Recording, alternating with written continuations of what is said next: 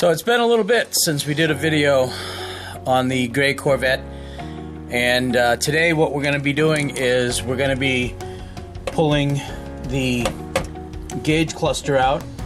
To do that, we have to loosen some screws on the dash, on the underside of the dash, and we got to take the tilt steering lever out, and of course, you know, lower the steering as much as possible. And this is because this light right here in the dash, it's behind this metal piece right here, is intermittently going on and off, as seen in one of the last videos when I finished up the engine rebuild. So I want to take a look at that and see what's going on there. So we'll be back. Hey, and if you liked the video, click on that like button. It really does help out the channel. If you're not a subscriber, please subscribe. It all goes to making the channel better.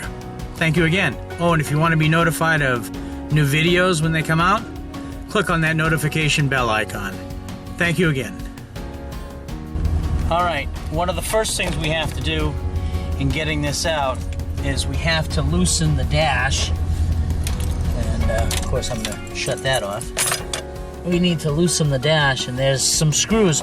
Once you have this plastic cover off, you can get to these dash pad screws, and there's one here, and we'll need the long screwdriver for that. And there's one here, one here,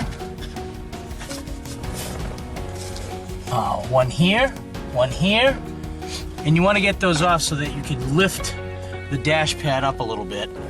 And these are dash pad screws. Alright.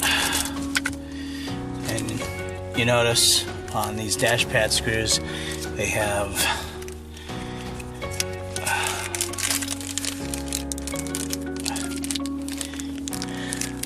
a large head on the screw itself, so you can see.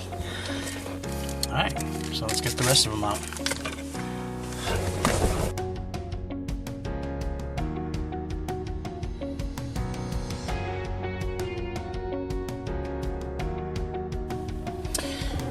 And these screws right here, you're going to need to take out the center console to get to them. That'll give you a little bit of play, and it's enough to get this out. Also need to remove the tilt steering lever, and once we have the tilt steering all the way down, you just turn it out, and if it's too tight for you to turn, it actually has two flat spots right here that you can put a wrench on to get it unstuck. So twisting to the dash on the top loosens it, screwing it back, going the opposite way screws it in, just like a regular screw or bolt.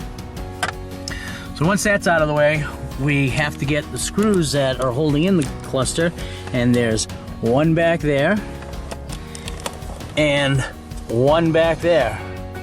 I don't know if you can see it, and I believe one down in here and one down in here. And once we have those out, we can pull out the cluster. Like always, we're going to need a little baggie to put the screws in so that we don't, one, lose them, or two, misplace them, or three, have them drop into something and then they're gone forever. Or we have to take that apart too, which I don't like doing. So let's get this done.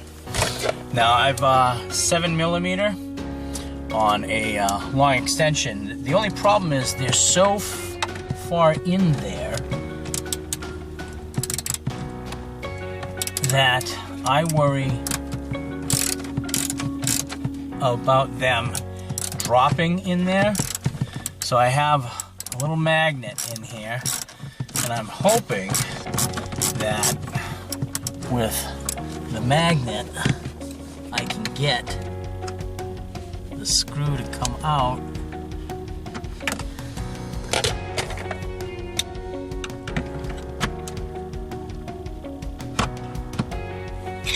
That's not loose enough.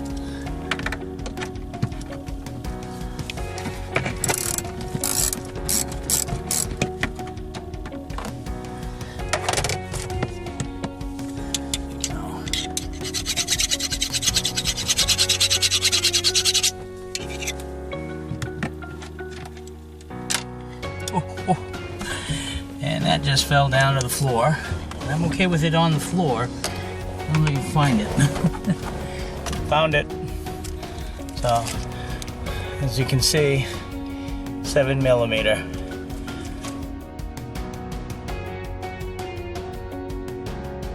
Oh, and that's what I didn't want.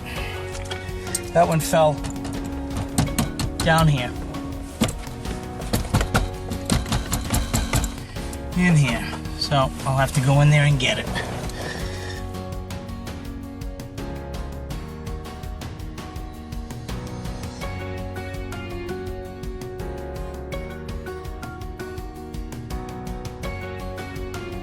All right. So let's get this coming out. So we gotta kind of tilt. And so now I have to take that apart.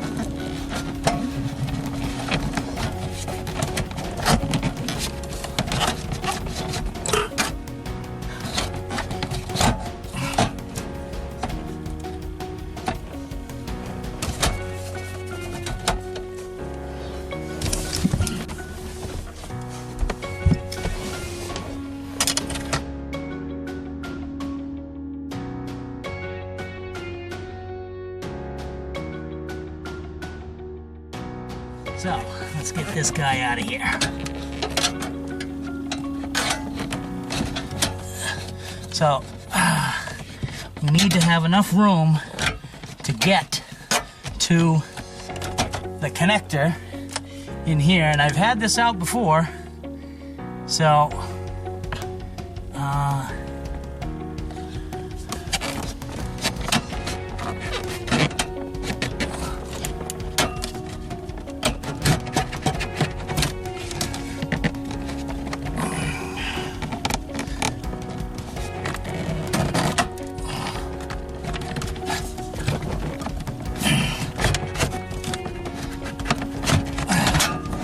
there we go. So, you have to push up more and more, tilt it down so that you can get to these. And there's these clips on the back that hook in and prevent the connector from coming out. So now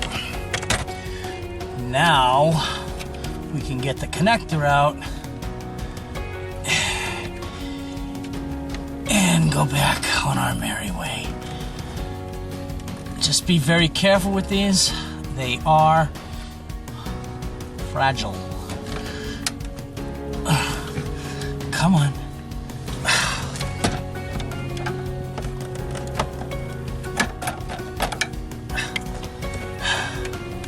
That's what I mean about fragile.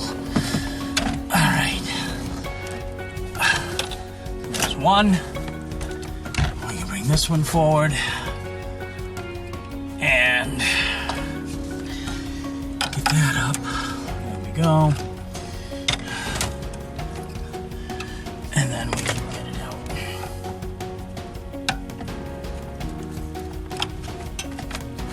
Like so.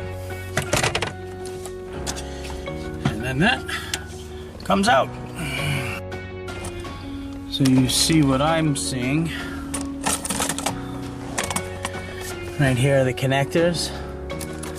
They sit inside of the side of the gauge cluster like that. And you can see them right here when the gauge cluster's in.